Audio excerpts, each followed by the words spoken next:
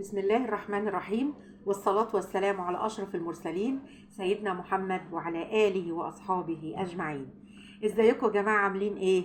النهاردة أنا جايبة لكم أكلة شعبية ملهاش حل، تحفة، هتعجبكم جدا. العدس المغروف.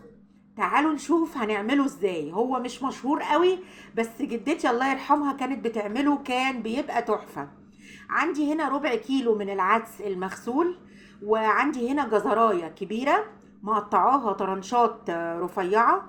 عندي 3 معالق مليانين من التوم، بياخد هو كمية توم وفيرة يعني حلوة، وبصلة متوسطة. ومعايا هنا اللي بيحب الحراق يحط زينا كده فلفل حامي وفلفل رومي، اللي مش بيحب الحراق يحط فلفل رومي بس كفاية. المهم انا عايزة طعم الفلفل يبان جواه زي ما احنا شايفين كده، ونقطع الخضار علشان يستوي كويس جوه العدس. معايا هنا 3 أو 4 قطيات. القوطة بتدي طعم مسكر للعدس، بتبقى جميلة جدا، وبتدي لون كمان حلو قوي لما بتتضرب في الاخر معاه، بتدي له لون روعة. كده خلاص خلصت المكونات بتاعتي. هبتدي احط عليها مية عادي جدا من الحنفية. لاحظوا هنا يا جماعة ان انا ما حطيتش اي توابل، انا بحطه كده سادة على النار، من غير ملح من غير اي حاجة.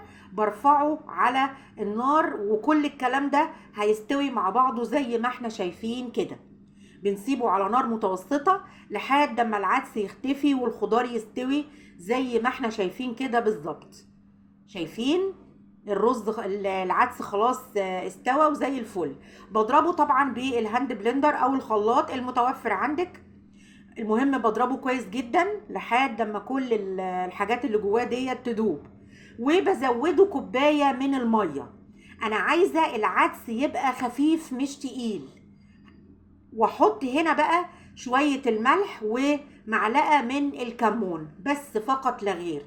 بحط عليه ملح وكمون وبخفف القوام بتاعه، هنعرف ليه دلوقتي. بستنى على العدس هنا في المرحلة دي يغلي. بعد ما يغلي خلاص كده ببتدي اغسل نص كوباية عادية من المج بتاع الشاي، مليانة رز، نص كوباية رز فقط. وما تكتريش الرز عشان ما يعجنش منك، زي ما انتي شايفة كده بالظبط، نص كوباية رز مغسول. بعد العدس ما يغلي في المرحلة دي بحط الرز على العدس، بحط نص الكوباية دي على العدس بتاعي. اهو العدس غلي تمام كده، بصب الرز. علشان كده انا خففت القوام بتاع العدس في الاول عشان ما يتخنش لما الرز يتحط جواه، ويقدر الرز يستوي براحته على نار برضو هادية. خلاص كده بقلب كويس وبهدي النار خالص، وبسيبه يستوي مع نفسه كده واحدة واحدة. وهبص عليه كده، يعني كل شوية اقلبه وابص عليه. شايفين يا جماعة هنا الرز بحاله، الرز لسه ما استواش. لقيتي المية نقصت، حطي نص كوباية مية فقط، وبرضو وطي النار وهديها عليه لحد اما يستوي ويبقى كويس، لحد اما نشوف القوام بتاعه هيوصل لايه بالظبط. ماشي كده لحد كده الخطوات مظبوطة. على بال بقى الرز ما يستوي، هاتي بقى بصلتين حلوين اضربيهم في الكبة كده، وشوية زيت محترمين كده، وابتدي حمري البصلاية دي على الهادي كده. وجنب الأكلة الحلوة دي بقى البصل المنقوع في الخل الجميل بتاعنا، بصل أحمر صغير مسكر جميل، هنقطعه كل بصلاية 4 تربع كده. وفي تركاية هنا هنعملها، هتخلي البصل بتاعك يعني تاكليه حاف من غير اي حاجة.